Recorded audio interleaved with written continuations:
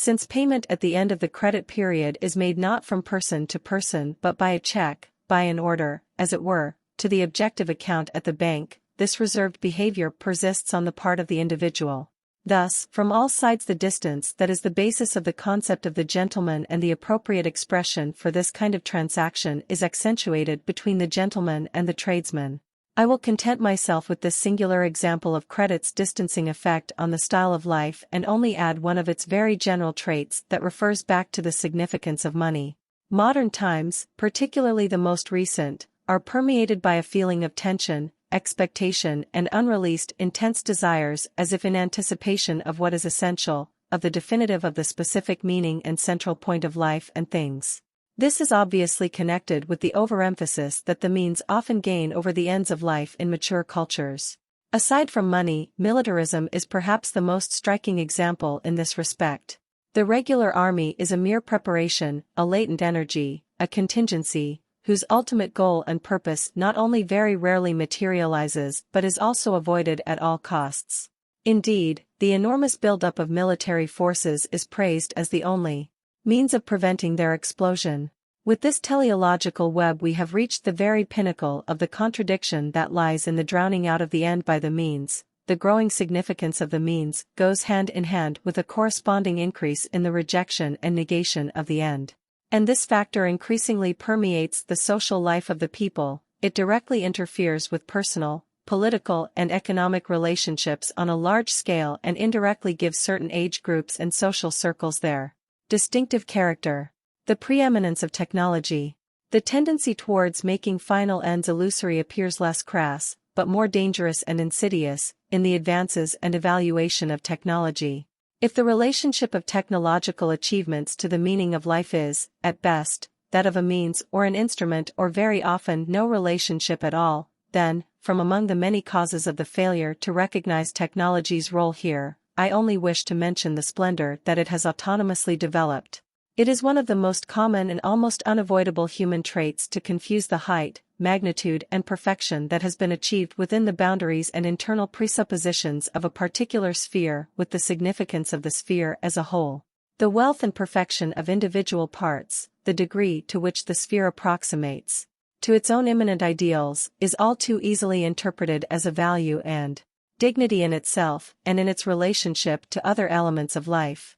The realization that something might be outstanding within its genre and in relation to the demands of its type, while this genre and type is itself evaluated as something minimal and low, this realization presupposes, in each individual case, a very astute mode of thought and a differentiated sense of values. How often do we submit to the temptation to exaggerate the importance of our own achievements by ascribing an extravagant significance to the whole sphere to which they belong, by elevating their relative superiority to that of an absolute?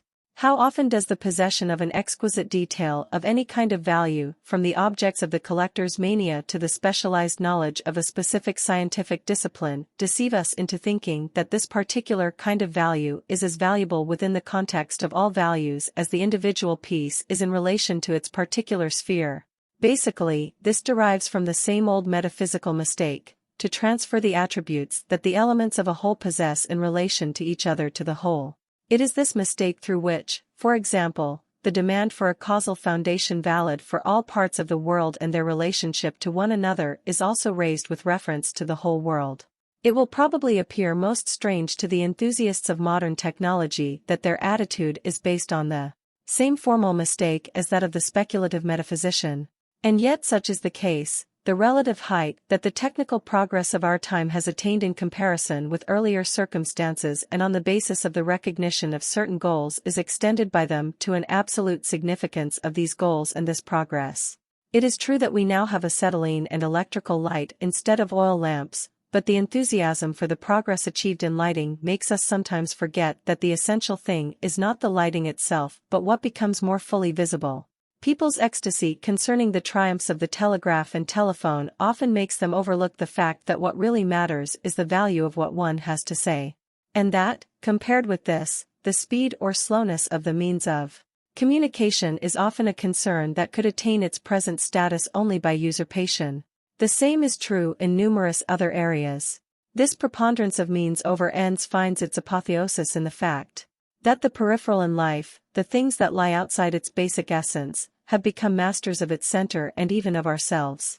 Although it is true to say that we control nature to the extent that we serve it, this is correct in the traditional sense only for the outer forms of life. If we consider the totality of life, then the control of nature by technology is possible only at the price of being enslaved in it and by dispensing with spirituality as the central point of life.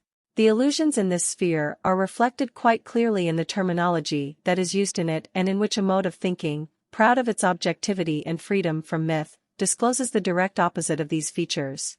To state that we conquer or control nature is a very childish formulation since it presupposes some kind of resistance, a teleological element in nature itself, an animosity towards us.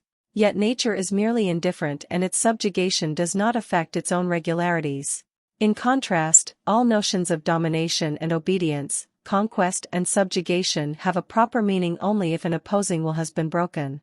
This is merely the counterpart to the expression that the effectiveness of natural laws exerts an inescapable coercion upon things.